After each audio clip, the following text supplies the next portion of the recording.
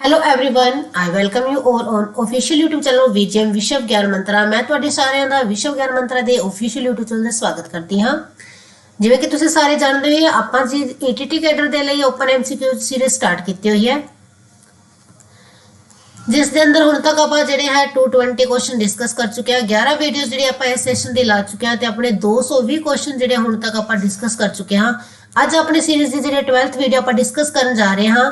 ਵਧਦੇ ਹਾਂ ਜੀ ਆਪਾਂ ਆਪਣੇ ਅੱਜ ਦੇ ਪਹਿਲੇ ਕੁਐਸਚਨ ਵੱਲ। ਉਸ ਤੋਂ ਪਹਿਲਾਂ ਤੁਸੀਂ ਸਾਰੀ ਵੀਡੀਓ ਨੂੰ ਲਾਈਕ ਸ਼ੇਅਰ ਜ਼ਰੂਰ ਕਰੋ ਤੇ ਚੈਨਲ ਨੂੰ ਸਬਸਕ੍ਰਾਈਬ ਕਰੋ ਤਾਂ ਕਿ ਜ਼ਿਆਦਾ ਤੋਂ ਜ਼ਿਆਦਾ ਸਟੂਡੈਂਟ ਇਸ ਦਾ ਫਾਇਦਾ ਉਠਾ ਸਕਣ।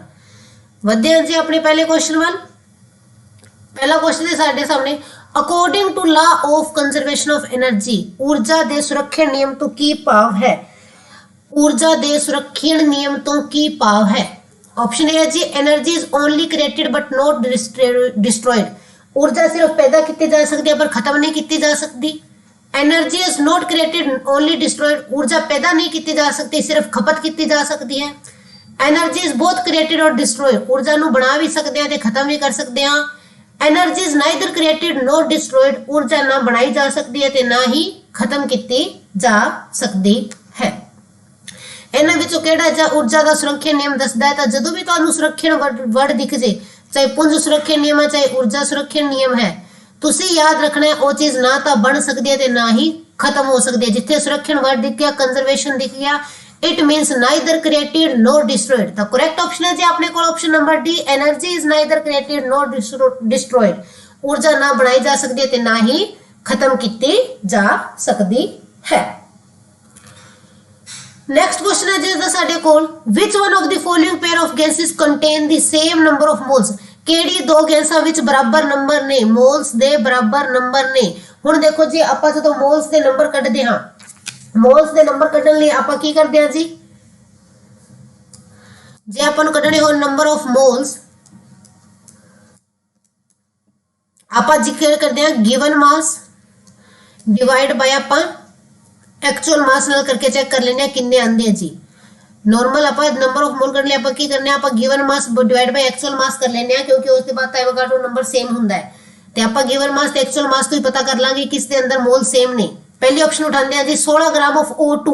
आ ध्यान रखियो जी इतने O2 आ चुका है। हुण इत्थे ऑक्सीजन का मास 16 नहीं लेना, O2 आ गया तो O2 का मास कितना बनेगा जी? एक्चुअल मास कितना बनेगा? 16 गुणा 2 32 32 है जी। गिवन मास कितना है? 16।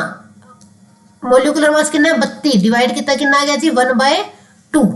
फिर है जी 14 ग्राम ऑफ N2। हुण देखो जी नाइट्रोजन का कितना होंदा कल्ली दा? नाइट्रोजन का होंदा 14 ਤੇ N2 ਦਿੱਤਾ ਤਾਂ 14 2 ਜਾ 28। ਹੁਣ ਦੇਖੋ ਮੋਲੀਕੂਲਰ ਮਾਸ ਕਿੰਨਾ ਹੈ ਜੀ? 28 ਤੇ ਗਿਵਨ ਮਾਸ ਕਿੰਨਾ ਹੈ? 14 ਡਿਵਾਈਡ ਕੀਤਾ ਕਿੰਨਾ ਹੈ ਜੀ? 1/2। ਦੋਨਾਂ ਦੇ ਅੰਦਰ ਸੇਮ ਆ ਰਹੇ ਨਾ, ਤਾਂ ਪਹਿਲੀ ਆਪਸ਼ਨ ਹੈ ਆਪਣੇ ਕੋਲ ਸਹੀ ਹੈ ਜੀ, ਜਿਸ ਦੇ ਅੰਦਰ ਨੰਬਰ ਆਫ ਮੋਲਸ ਬਰਾਬਰ ਨੇ। 16 ਗ੍ਰਾਮ ਆਫ O2 ਤੇ 14 ਗ੍ਰਾਮ ਆਫ N2। ਇਹਨਾਂ ਦੋਵਾਂ ਦੇ ਅੰਦਰ ਕੀ ਹੈ? ਨੰਬਰ ਆਫ ਮੋਲਸ ਬਰਾਬਰ ਹਨ। ਬਾਕੀਆਂ ਦੇ ਅੰਦਰ ਬਰਾਬਰ ਨਹੀਂ ਹੋਣਗੇ। ਬਾਕੀਆਂ ਦੇ ਅੰਦਰ ਜਿਹੜੇ ਇਹਨਾਂ ਦੀ ਗਿਣਤੀ ਜਿਹੜੀ ਹੈ ਜੀ ਸਾਡੇ ਕੋਲ ਅਲੱਗ-ਅਲੱਗ ਆਵੇਗੀ। ਤੁਸੀਂ ਚੈੱਕ ਵੀ ਕਰ ਸਕਦੇ ਹੋ। ਆਪਣੇ ਕੋਲ ਆਪਸ਼ਨ ਨੰਬਰ A ਇਸ ਕੁਐਸਚਨ ਦੀ ਸਹੀ ਬਣਦੀ ਹੈ, 16 gram of O2 and 14 gram of N2। ਇਹਨਾਂ ਦੇ ਅੰਦਰ ਕੀ ਹੈ ਜੀ ਸਾਡੇ ਕੋਲ ਨੰਬਰ ਆਫ ਮੋਲਸ ਜਿਹੜੇ ਉਹ ਬਰਾਬਰ ਹਨ। नेक्स्ट क्वेश्चन है जी थर्ड है अपने सामने, water absorption through roots can be increased by keeping the potted plant. ਕਹਿੰਦੇ ਪਾਣੀ ਦੀ ਜੜਾਂ ਰਾਹੀਂ ਪਾਣੀ ਸੋਖਣ ਦੀ ਸਮਰੱਥਾ ਨੂੰ ਵਧਾਇਆ ਜਾ ਸਕਦਾ ਹੈ। ਪੌਦਿਆਂ ਨੂੰ ਕਿੱਥੇ ਰੱਖ ਕੇ ਵਧਾਇਆ ਜਾ ਸਕਦਾ ਹੈ? ਮੈਂ ਨਾਲ ਦੀ ਨਾਲ ਪ੍ਰਸ਼ਨਾਂ ਦੀ ਪੰਜਾਬੀ ਵੀ ਬੋਲ ਰਹੀ ਹਾਂ। ਜਿੰਨਾ ਸਟੂਡੈਂਟਸ ਨੂੰ ਇੰਗਲਿਸ਼ ਨਹੀਂ ਸਮਝ, ਇੰਗਲਿਸ਼ ਦੇ ਅੰਦਰ ਡਾਊਟ ਰਹਿੰਦਾ ਹੈ ਜਾਂ ਦਿੱਕਤ ਆਉਂਦੀ ਹੈ, ਉਹ ਪੰਜਾਬੀ ਜਿਹੜੀ ਹੈ ਲਿਸਨ ਕਰਕੇ ਕੁਐਸਚਨ ਨੂੰ ਲਿਖ ਕੇ ਹੱਲ ਕਰ ਸਕਦੇ ਨੇ। ਕੁਐਸਚਨ ਕੀ ਕਹਿੰਦਾ ਜੀ, water absorption through roots can be increased by keeping the potted plants. ਕਹਿੰਦਾ ਕਿ ਜਿਹੜਾ ਜੜਾਂ ਰਾਹੀਂ ਪਾਣੀ ਸੋਖਣ ਦੀ ਸਮਰੱਥਾ ਨੂੰ ਪੌਦੇ ਨੂੰ ਕਿੱਥੇ ਰੱਖ ਕੇ ਵਧਾਇਆ ਜਾ ਸਕਦਾ ਹੈ? ਪੌਦੇ ਨੂੰ ਕਿੱਥੇ ਰੱਖਿਆ ਜਾਵੇ ਤਾਂ ਕਿ ਜਿਹੜੀ ਉਸਦੀ ਜੜਾਂ ਰਾਹੀਂ ਪਾਣੀ ਸੋਖਣ ਦੀ ਸਮਰੱਥਾ ਵੱਧ ਸਕਦੀ ਹੈ? ਆਪਸ਼ਨ ਹੈ ਜੀ ਇਨ ਦੀ ਸ਼ੇਡ ਛਾਂ ਵਿੱਚ, ਇਨ ਡਿਮ ਲਾਈਟ ਜਿਹੜੀ ਮੱਧਮ ਰੋਸ਼ਨੀ ਦੇ ਵਿੱਚ, ਆਪਸ਼ਨ ਸੀ ਅੰਡਰ ਦੀ ਫੈਨ ਪੱਖੇ ਦੇ ਥੱਲੇ, ਆਪਸ਼ਨ ਡੀ ਹੈ ਜੀ ਕਵਰਡ ਵਿਦ ਪੋਲੀਥੀਨ ਬੈਗ। ਉਸ ਨੂੰ ਪਲਾਸਟਿਕ ਦੇ ਬੈਗ ਨਾਲ ਪੋਲੀਥੀਨ ਨਾਲ ਕਵਰ ਕਰਕੇ ਜੇ ਰੱਖੀਏ ਤਾਂ ਉਸ ਦੀ ਜਿਹੜੀ ਉਹ ਵਧਾਈ ਜਾ ਸਕਦੀ ਹੈ ਜੜਾਂ ਦੀ ਪਾਣੀ ਸੋਖਣ ਦੀ ਸਮਰੱਥਾ। ਦੇਖੋ ਜੀ ਪਾਣੀ ਸੋਖਣ ਦੀ ਸਮਰੱਥਾ ਨੂੰ ਆਪਾਂ ਕੀ ਕਹਿੰਦੇ ਆ? ਆਪਾਂ ਕਹਿੰਦੇ ਆ ਜੀ ਟ੍ਰਾਂਸਪੀਰੇਸ਼ਨ। ਕੀ ਕਹਿੰਦੇ ਆ? ट्रांसपीरेशन। पानी का जो वाष्पीकरण आप कहते हैं ट्रांसपीरेशन। ठीक है जी। ਹੁਣ ਦੇਖੋ ਜੇ ਆਪਾਂ ਟ੍ਰਾਂਸਪੀरेशन ਵਧਾਣੀ ਹੈ ਤਾਂ ਆਪਾਂ ਪੌਦੇ ਨੂੰ ਰੱਖਾਂਗੇ ਜੀ ਅੰਡਰ ਦੀ ਫੈਨ, ਪੱਖੇ ਦੇ ਥੱਲੇ। ਜਦੋਂ ਉਹਨੂੰ ਆਪਾਂ ਪੱਖੇ ਦੇ ਥੱਲੇ ਰੱਖਾਂਗੇ, ਅੰਡਰ ਦੀ ਫੈਨ ਰੱਖਾਂਗੇ, ਤਾਂ ਉਸ ਦੀ ਜਿਹੜੀ ਹੈ ਪਾਣੀ ਸੋਖਣ ਦੀ ਸਮਰੱਥਾ ਵੱਧ ਜਾਏਗੀ, ट्रांसपीरेशन ਵੱਧ ਜਾਏਗੀ। क्यों ਵਧेगी? देखो जो पक्खा चलेगा हवा मूव करेगी, हवा मूव करेगी ना, हवा मूव करेगी, हवा दी मूवमेंट दा रेट वध जाएगा, हवा दे मूव करने दी दर वध जाएगी। इसे दे नाल ही ट्रांसपीरेशन दी भी मूवमेंट वध जाएगी, ट्रांसपीरेशन भी ज्यादा होएगा ते जड़ा जेड़ी है ज्यादा पानी सोखणगियां। जी जड़ा जेड़ी है ज्यादा पानी सोखणगियां, क्योंकि एयर मूवमेंट करेगी तो वाटर वेपर नु पानी पत्तियां तो दूर ले जाएगी। ठीक है, तो इस कारण जी है पानी के वेपर उसके आसे पासे सैचुरेटेड नहीं होंगे, संतरे सैचुरेटेड नहीं होंगे, तो इट मीनस जिवें एयर मूव करे ज्यादा करेगी उवें ट्रांसपीरेशन वध होएगा ते जड़ा पानी ज्यादा सोखणगियां। तो उस लिए आपां की करांगे जी, उन्होंने फिर पक्खे दे थल्ले रखांगे under the fan. Next question है जी अज दा, which of following weight most, इन्हां विचों किस दा वेट सब तो वध है। हुण आपां इन्हां चारां दा वेट कढदे हां जी, किस दा वेट सब तो वध है। पहला तो जी अपन 2 ग्राम एटम ऑफ नाइट्रोजन, पहला चेक करते हैं जी 2 ग्राम एटम ऑफ नाइट्रोजन का वेट अपने कोल कितना बनता है। देखो जी 1 ग्राम सॉरी अपन पता है नाइट्रोजन दे 1 ग्राम एटम का वेट कितना होता है 14 होता है ना जी 1 ग्राम का। एक एटम का जोड़ा है 1 ग्राम एटम का जोड़ा इसका वेट होता है वो कितना होगा जी 14। अपन 2 ग्राम एटम का पूछा है तो की होएगा जी 14 × 2 तो कितना आ जाएगा जी 28 ग्राम। पहले का कितना आ गया जी 28 ग्राम। आयरन का दिता जी अपन 25 ग्राम, इतने होने चाहिए 10⁻23 होना चाहिए, बाय मिस्टेक 8 लिखा गया, इतने 3 होगा जी। 2 × 10⁻23 एटम ऑफ कार्बन। हुण देखो जी कार्बन दे 2 × 10⁻23 एटम का कितना वेट होगा। देखो ਇਹਦਾ वेट ਕੱਢਣ ਲਈ ਆਪਾਂ ਨੂੰ ਪਤਾ ਹੈ एवोगाड्रो नंबर ਨਾਲ ਪਹਿਲਾਂ ਡਿਵਾਈਡ ਕਰਾਂਗੇ ਆਪਾਂ ਇਹਨੂੰ। एवोगाड्रो ਨੰਬਰ ਕੀ ਹੈ ਜੀ 6.022 × 10⁻23 ਤੇ ਕਾਰਬਨ ਮਲਟੀਪਲਾਈ ਬਾय 1 ਐਟਮ, ਇੱਕ ਐਟਮ ਦਾ ਮਾਸ ਕਿੰਨਾ ਹੁੰਦਾ ਹੈ 12। ਦੇਖੋ ਇਹਨਾਂ ਨੇ ਦਿੱਤਾ ਸੀ ਆਪਾਂ ਨੂੰ ਨੰਬਰ ਆਫ ਪਾਰਟੀਕਲਸ ਦਿੱਤੇ ਹੈ, ਨੰਬਰ ਆਫ ਮੋਲੀਕਿਊਲਸ ਦਿੱਤੇ ਹੈ, ਆ ਨੰਬਰ ਆਫ ਐਟਮਸ ਦਿੱਤੇ ਹੈ। ਪਹਿਲਾਂ ਆਪਾਂ ਕੱਢ ਦਾਂਗੇ ਜੀ ਮੋਲ ਇਹਨਾਂ ਤੋਂ ਕਿ ਕਿੰਨੇ ਮਤਲਬ ਜਿਹੜੇ ਆਪਣੇ ਕੋਲ ਮੋਲ ਜੇ ਬਣਦੇ ਆ ਜੀ। ਤੇ ਉਹਦੇ ਲਈ ਕੀ ਕਰਾਂਗੇ ਆਪਾਂ ਨੂੰ ਪਤਾ ਹੈ 6.022 10⁻23 ਦੇ ਅੰਦਰ ਹੁੰਦਾ ਹੈ ਜੀ ਇੱਕ ਐਟਮ। ਠੀਕ ਹੈ, ਤਾਂ ਆਪਾਂ ਚੈੱਕ ਕਰਨਾ ਸੀ 2 ×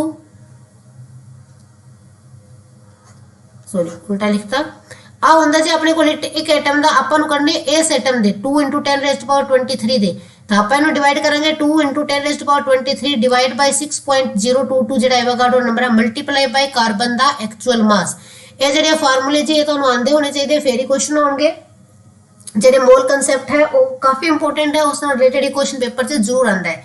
ਤਾਂ ਜਦੋਂ ਇਹਨੂੰ ਆਪਾਂ ਸੋਲਵ ਕਰਾਂਗੇ ਜੀ ਤਾਂ 6 2 12 ਲਗਭਗ ਇਹਨੂੰ ਸੋਲਵ 1 ਕੁਛ 98 ਬਣੇਗਾ ਇਸ ਤਰ੍ਹਾਂ ਨਾਲ। ਤੇ ਇਹਨੂੰ ਸੋਲਵ ਕਰਾਂਗੇ ਜੀ ਤਾਂ ਆਪਣੇ ਅੱਜ ਕੋਲ ਆ ਜਾਏਗਾ ਜੀ 3.98। ਕਿੰਨਾ ਆ ਜਾਏਗਾ ਜੀ 3.98। ਤਾਂ ਸੀ ਆਪਸ਼ਨ ਬਣਦੀ ਹੈ ਜੀ 3.98। ਡੀ ਆਪਸ਼ਨ ਵੀ ਸੋਲਵ ਕਰ ਲੈਂਦੇ ਆ ਜੀ। 1 ਮੋਲ ਆਫ SO4, SO4 ਦੇ 1 ਮੋਲ ਦਾ weight ਕੱਢਣਾ ਆਪਾਂ।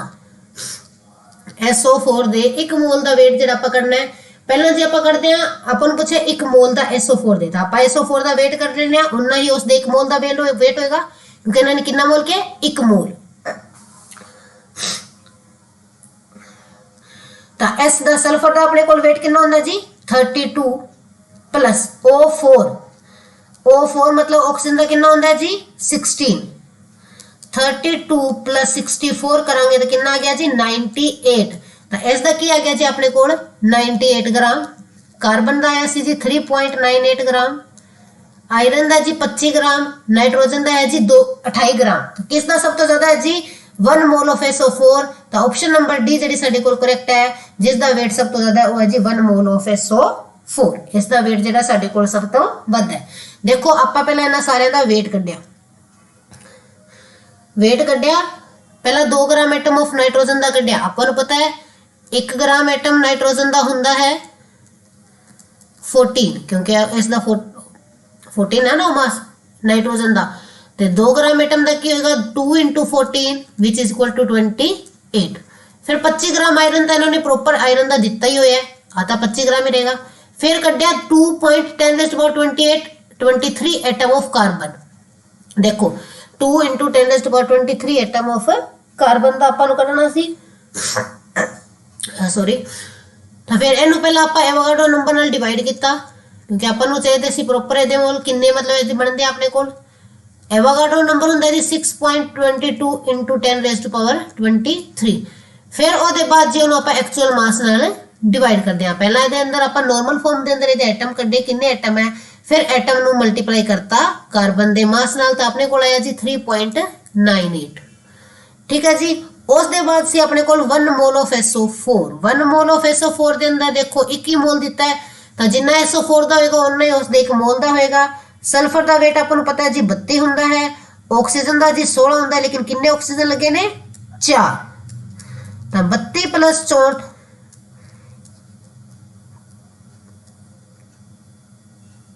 ਇੱਥੇ 96 ਬਣ ਰਿਹਾ ਸੀ, ਪਿਛਲੀ ਵਾਰ ਮੈਂ 98 ਬਾਈ ਮਿਸਟੇਕ ਗਲਤੀ ਨਾਲ ਲਿਖਤਾ, ਸ਼ਾਇਦ 96 ਗ੍ਰਾਮ।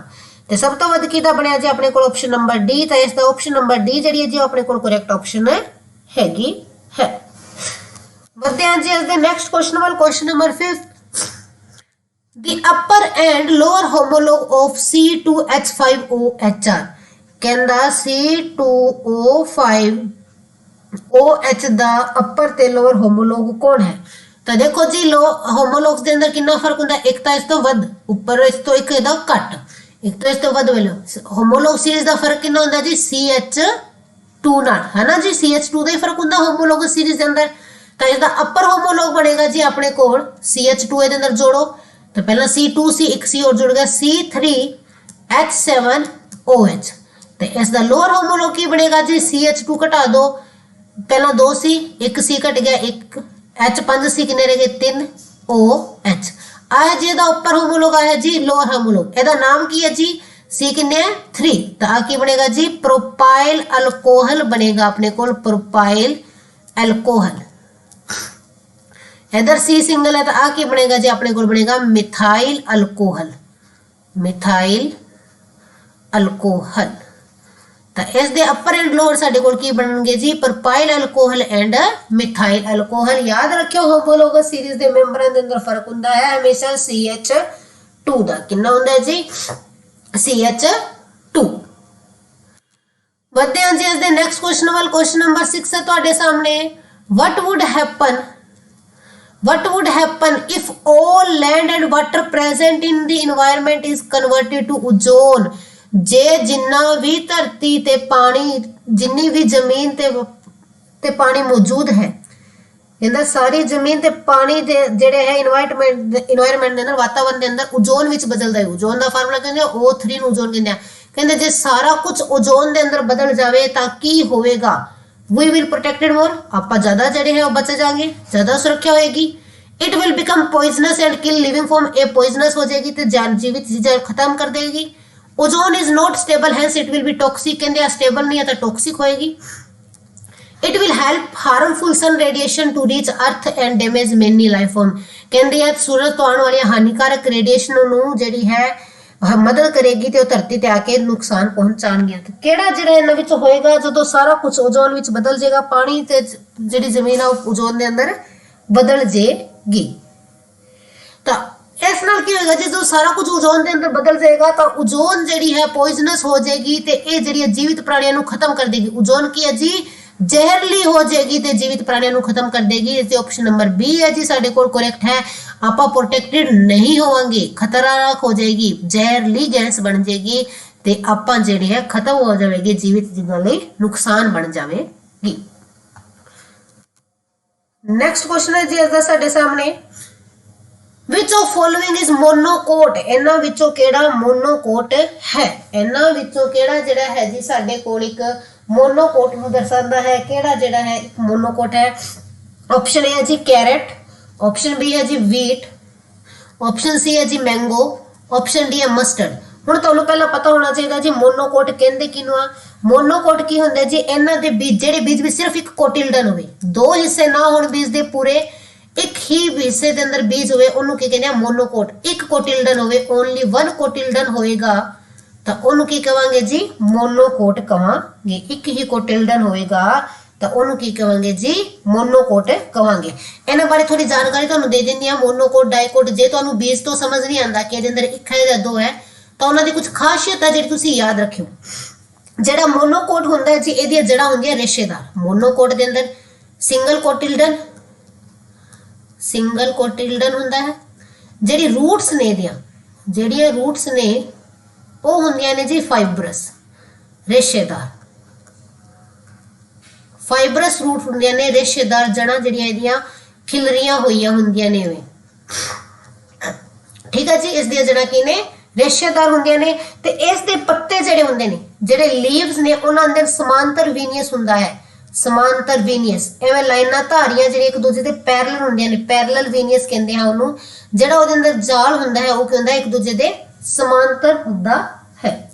ਡਾਈਕੋਟ ਦੇ ਅੰਦਰ ਕੀ ਹੁੰਦਾ ਜੀ ਦੋ ਕੋਟਿਲਡੀਅਨ ਹੁੰਦੇ ਨੇ। ਕਿੰਨੇ ਹੁੰਦੇ ਨੇ 2 ਕੋਟਿਲਡੀਅਨ। ਇਹਦੇ ਅੰਦਰ ਕੀ ਹੁੰਦੇ ਨੇ ਜੀ 2 ਕੋਟਿਲਡਨ ਹੁੰਦੇ ਨੇ। ਇਹਦੀਆਂ ਜਿਹੜੀਆਂ ਰੂਟ ਨੇ ਉਹ ਮੁਸਲ ਜੜ ਹੁੰਦੀ ਹੈ। ਰੂਟ ਕੀ ਹੁੰਦੀ ਹੈ ਮੁਸਲ ਜੜ ਪੰਜਾਬੀ ਚ ਕਹਿੰਦੇ ਆ ਇੰਗਲਿਸ਼ ਚ ਕਹਿੰਦੇ ਆ ਟੇਪ ਰੂਟ। ਸਿੰਗਲ ਇੱਕ ਹੀ ਜੜ ਹੁੰਦੀ ਹੈ ਵੇ ਪ੍ਰੋਪਰ ਇੱਕ ਖਿਲੜੀਆਂ ਹੋਈਆਂ ਨਹੀਂ ਹੁੰਦੀਆਂ ਸਿਰਫ ਇੱਕ ਜੜ ਹੁੰਦੀ ਹੈ। ਤੇ ਇਸ ਦੇ ਜਿਹੜੇ ਪੱਤੇ ਹੈ ਉਹਨਾਂ ਦੇ ਅੰਦਰ ਪੈਰਲਲ ਵੀਨੀਅਸ ਨਹੀਂ ਹੁੰਦਾ ਸ਼ਾਖਾਵਾਂ ਵਾਲਾ ਹੁੰਦਾ ਹੈ। ਇਸ ਤਰ੍ਹਾਂ ਐਵੇਂ ਸ਼ਾਖਾਵਾਂ ਨਾਲ ਘਿਰਿਆ ਹੋਇਆ ਮਤਲਬ ਖਿਲਰਿਆ ਹੋਇਆ ਜਿਹੜਾ ਵੀਨੀਅਸ ਹੁੰਦਾ ਹੈ ਪੱਤਿਆਂ ਦੇ ਅੰਦਰ ਲੀਵਸ ਦੇ ਅੰਦਰ ਪੈਰਲਲ ਵੀਨੀਅਸ ਨਹੀਂ ਸ਼ਾਖਾਵਾਂ ਵਾਲਾ ਵੀਨੀਅਸ ਹੁੰਦਾ। ਤਾਂ ਇਹ ਮੋਨੋਕੋਟ ਤੇ ਡਾਈਕੋਟ ਦਾ ਡਿਫਰੈਂਸ ਹੈ ਤੁਹਾਨੂੰ ਪਤਾ ਲੱਗ ਹੀ ਜਾਏਗਾ। ਆਪਸ਼ਨ ਏ ਜੀ ਕੈਰਟ ਕਹਿੰਦੇ ਗਾਜਰ ਇੱਕ ਮੋਨੋਕੋਟ ਹੈ ਬਿਲਕੁਲ ਨਹੀਂ। ਹੁਣ ਕਈਆਂ ਨੇ ਗਾਜਰ ਦਾ ਬੀਜ ਨਹੀਂ ਦੇਖਿਆ ਤਾਂ ਉਹਨਾਂ ਨੂੰ ਕਿਵੇਂ ਪਤਾ ਚੱਲੇਗਾ ਗਾਜਰ ਮੋਨੋਕੋਟ ਨਹੀਂ ਹੈ। ਦੇਖੋ ਕੀ ਹੈ ਗਾਜਰ ਕੀ ਹੁੰਦੀ ਹੈ ਜੜ ਹੁੰਦੀ ਹੈ। ਗਾਜਰ ਇੱਕ ਪਤਲੀ ਸਿੱਧੀ ਜੜ ਹੁੰਦੀ ਹੈ ਇੱਕੋ ਠੀਕ ਹੈ ਨਾ ਇੱਕ ਹੀ ਜੜ ਹੁੰਦੀ ਹੈ। ਤੇ ਇਟ ਮੀਨਸ ਜਿਹੜੀ ਗਾਜਰ ਹੈ ਉਹ ਉਸ ਦੀ ਜੜ ਰੇਸ਼ੇਦਾਰ ਨਹੀਂ ਹੁੰਦੀ ਤਾਂ ਉਹ ਮੋਨੋਕੋਟ ਨਹੀਂ ਹੈ। ਦੂਜਾ ਹੈ ਜੀ ਵੀਟ ਕਣਕ। ਕਣਕ ਦੀ ਜੜ ਰੇਸ਼ੇਦਾਰ ਹੁੰਦੀ ਹੈ। ਕਣਕ ਦੀ ਜਦੋਂ ਆਪਾਂ ਵੱਢਦੇ ਹਾਂ ਉਸ ਦੀ ਜੜ ਇਸ ਤਰ੍ਹਾਂ ਹੁੰਦੀ ਹੈ ਜੀ ਰੇਸ਼ੇਦਾਰ। ਤਾਂ ਇਹ ਕਣਕ ਦੇ ਅੰਦਰ ਦੂਜੀ ਵਾਰ ਦੇਖੋ 2 ਹਿੱਸੇ ਵੀ ਨਹੀਂ ਹੁੰਦੇ। ਕਣਕ ਦਾ ਬੀਜ ਸਿੰਗਲ ਹੁੰਦਾ ਉਸਨੂੰ 2 ਪਾਰਟ ਚੋਂ ਨਹੀਂ ਵੰਡ ਸਕਦੇ ਤਾਂ ਕੀ ਹੈ ਜੀ ਵੀਟ ਜਿਹੜਾ ਸਾਡੇ ਕੋਲ ਮੋਨੋਕੋਟ ਹੁੰਦਾ। ਆਪਸ਼ਨ ਨੰਬਰ ਬੀ ਹੈ ਜੀ ਜਿਹੜੀ ਉਹ ਸਾਡੇ ਕੋਲ ਸਹੀ ਹੈਗੀ ਹੈ। ਮੈਂਗੋ ਵੀ ਨਹੀਂ ਮਸਟਰਡ ਵੀ ਨਹੀਂ ਅੰਬ ਦੀ ਵੀ ਹੈ ਕਿ ਡਾਈਕੋਟ ਹੁੰਦਾ ਤੇ ਮਸਟਰਡ ਉਹ ਵੀ ਕੀ ਹੁੰਦੀ ਹੈ ਜੀ ਜਿਹੜੀ ਆਪਾਂ ਕਹਿੰਦੇ ਸਰੋਂ ਹੈ ਉਹ ਵੀ ਕੀ ਹੈ ਡਾਈਕੋਟ ਹੁੰਦੀ ਹੈ। ਤੇ ਕਰੈਕਟ ਆਪਸ਼ਨ ਹੈ ਜੀ ਆਪਸ਼ਨ ਨੰਬਰ ਬੀ ਵੀਟ ਜਿਹੜਾ ਹੈ ਜੀ ਸਾਡੇ ਕੋਲ ਮੋਨੋਕੋਟ ਹੈ। ਵੀਟ ਕੀ ਹੈ ਜੀ ਮੋਨੋਕੋਟ ਹੈ। नेक्स्ट क्वेश्चन है साडे कोल which of following is not produced during anaerobic respiration। इन विचों केड़ा अनऑक्सीजन क्रिया दौरान फंगस विच पैदा नहीं हुंदा। यूनिसेलुलर एक सैली फंगस जदों अनऑक्सीजन क्रिया करदी है तो इन्हां विचों की पैदा नहीं हुंदा। तो देखो जी जदों एक फंगस है वो अनऑक्सीजन क्रिया करदी है। अनऑक्सीजन क्रिया जदों भी वो करदी है तो की हुंदा है जी जेड़ा ग्लूकोज है सॉरी जेड़ा अपने कोल जी ग्लूकोज हुंदा है वो जी चेंज हुंदा है इथेनॉल। इथेनॉल दा फार्मूला है जी अपने कोल C2H5OH। इथेनॉल दे अंदर वो चेंज हुंदा है नाल की पैदा हुंदी है कार्बन डाइऑक्साइड ते होर पैदा हुंदी है जी ATP ऊर्जा की पैदा हुंदी है जी ऊर्जा पैदा हुंदी है। ठीक है जी इथेनॉल पैदा होंदी है CO2 कार्बन डाइऑक्साइड ते ATP पैदा होंदी है ग्लूकोज। इन्हां दे अंदर जेड़ा चेंज हुंदा है कदों किस विच फंगस विच कदों जदों ओ अनएरोबिक रेस्पिरेशन करदियां हन। तो देखो जी इस दे अंदर की नहीं आया अपने कोल नहीं आया जी वाटर। तो याद रखियो अनएरोबिक रेस्पिरेशन दे अंदर फंगस दे अंदर वाटर जेड़ा है वो पैदा नहीं हुंदा। वाटर जेड़ा है वो पैदा नहीं हुंदा है। तो ये तो करेक्ट ऑप्शन बनदी है जी अपने कोल ऑप्शन नंबर बी। वधदे असदे अपने नेक्स्ट क्वेश्चन वाल 9th क्वेश्चन जी तुहाडे सामने the chemical reaction between 2 substance is characterised by change in colour. कहंदा दो सबस्टेंस दे अंदर रासायनिक प्रतिक्रिया की गई। दो जड़े है पदार्थों के अंदर रासायनिक प्रतिक्रिया की गई तो कलर जड़ा है ऑरेंज तो ग्रीन हो गया संतरी तो हरा हो गया। रंग जड़ा है जी संतरी तो कलर जड़ा है संतरी तो ग्रीन हो गया। तो ये केड़े 2 पदार्थ ने जिस दे अंदर रासायनिक क्रिया हुई है। ऑरेंज टू ग्रीन केड़े पदार्थ ने जिस जिन्हां दे अंदर रासायनिक क्रिया होने ते जड़ा है कलर चेंज होके ऑरेंज तो ग्रीन हो गया। ठीक है जी। तो इसका जी करैक्ट आंसर है जी अपने को potassium dichromate solution and sulphur dioxide. दस दिया जी तुहानू किवें आ तुहानू ਜਿਹੜੇ ਕੁਝ ਪੁਆਇੰਟਸ ਹੋ ਗਏ ਨੇ ਕੈਮੀਕਲ ਰਿਐਕਸ਼ਨ ਦੇ ਜਿਹੜੇ ਆਪਾਂ ਨੂੰ ਯਾਦ ਹੋਣੇ ਚਾਹੀਦੇ ਨੇ ਕੁਝ ਰਿਐਕਸ਼ਨ ਮੇਨ ਹੈਗੇ ਉਹ ਯਾਦ ਹੋਣੇ ਚਾਹੀਦੇ ਨੇ ਪੇਪਰ 'ਚ ਪੁੱਛ ਸਕਦੇ ਨੇ। ਦੇਖੋ ਪੋਟਾਸ਼ੀਅਮ ਡਾਈਕ੍ਰੋਮੇਟ ਸੋਲੂਸ਼ਨ ਜਿਹੜਾ ਹੈ ਪੋਟਾਸ਼ੀਅਮ ਡਾਈਕ੍ਰੋਮੇਟ ਸੋਲੂਸ਼ਨ ਹੈ ਉਸ ਦੀ ਐਸਿਡਿਕ ਫਾਰਮ ਜਿਹੜੀ ਹੈ ਫਾਰਮੂਲਾ ਮੈਂ H2SO4 ਆਪਾਂ ਲਿਖ ਲੈਨੇ ਆ। ਪੋਟਾਸ਼ੀਅਮ ਡਾਈਕ੍ਰੋਮੇਟ ਸੋਲੂਸ਼ਨ ਦੀ ਐਸਿਡਿਕ ਫਾਰਮ ਨੂੰ ਜਦੋਂ ਆਪਾਂ ਮਿਲਾਉਂਦੇ ਆ ਸਲਫਰ ਡਾਈਆਕਸਾਈਡ ਨਾਲ ਹੁਣ ਇੱਥੇ ਮੈਂ ਬੈਲੈਂਸ ਕਰਨ ਲਈ ਜਿਹੜੇ ਇਹਨਾਂ ਦੇ ਅੱਗੇ ਜਿਹੜੇ ਮੋਲੀਕਿਊਲਸ ਲਾ ਰਹੀ ਆ ਜਦੋਂ ਇਹਨੂੰ ਸਲਫਰ ਡਾਈਆਕਸਾਈਡ ਨਾਲ ਆਪਾਂ ਕਰਾਉਂਦੇ ਹਾਂ ਰਿਐਕਸ਼ਨ ਤਾਂ ਆਪਣੇ ਕੋਲ ਕੀ ਬਣਦਾ ਜੀ ਆਪਣੇ ਕੋਲ ਬਣਦਾ ਕ੍ਰੋਮੀਅਮ ਸਲਫੇਟ। ਕੀ ਬਣਦਾ ਹੈ chromium sulphide sorry chromium sulphate Cr2SO4 नाले जी अपने कोल बनता है पोटासियम सल्फेट K2SO4 ते नाले पैदा होंदा है जी पानी। तो आ इन्हां दे अंदर रिएक्शन होंदा है आ रिएक्शन होंदा है इन्हां अंदर जदों आपां सल्फर डाइऑक्साइड ते पोटासियम डाइक्रोमेट नूं जदों रिएक्शन करांदे हां तां आ रिएक्शन अपने कोल जिहड़ा है हुंदा है। ते इस रिएक्शन दे अंदर जिहड़ा इसदा कलर है जी वो ऑरेंज तो ग्रीन हो जांदा है कि है जी कलर जिहड़ा अपने कोल ऑरेंज टू ग्रीन हो जाता है। तो इसकी करेक्ट ऑप्शन है जी ऑप्शन नंबर ए। वधदे हां जी इस दे नेक्स्ट क्वेश्चन वाल BCG vaccine is used to curb केड़ी बीमारी नू ठीक करने लई BCG वैक्सीन दित्ती जांदी है। किस बीमारी नू ठीक करने लई जेड़ी है BCG वैक्सीन जेड़ी है वो दित्ती जांदी है। केड़ी बीमारी है जी तो तुहानू सारे नू पता ही होगा जी BCG दित्ती जांदी है जी ट्यूबरोकुलोसिस नू सही करने लई TB नू रोकण लई TB दी रोकथाम लई जेड़ी है BCG वैक्सीन दित्ती जांदी है। TB बारे तुहानू पता ही है जी MTB राही फैलदी है। बीमारी दी खोज किन्ने कीती सी रॉबर्ट कोच ने कीती सी जिन्हां नू इस लई नोबल पुरस्कार भी मिलिया सी। कदों मिलिया सी नोबल पुरस्कार वो भी तुहानू पता होना चाहिए जी 1905 ਦੇ ਵਿੱਚ ਮਿਲਿਆ ਸੀ। ठीक है जी। ਤੇ ਇਸ ਦੇ ਰੋਗ ਲਈ ਜਿਹੜੀ ਹੈ ਕੀ ਦਿੱਤੀ ਜਾਂਦੀ ਹੈ ਜੀ BCG ਦਾ ਇੰਜੈਕਸ਼ਨ ਦਿੱਤਾ ਜਾਂਦਾ ਤੇ BCG ਦੀ ਫੁੱਲ ਫਾਰਮ ਵੀ ਦੇਖ ਲਓ ਕੀ ਹੁੰਦੀ ਹੈ ਜੀ ਬੈਸਿਲਸ ਕੈਲਮੇਟ ਗੁਰਿਨ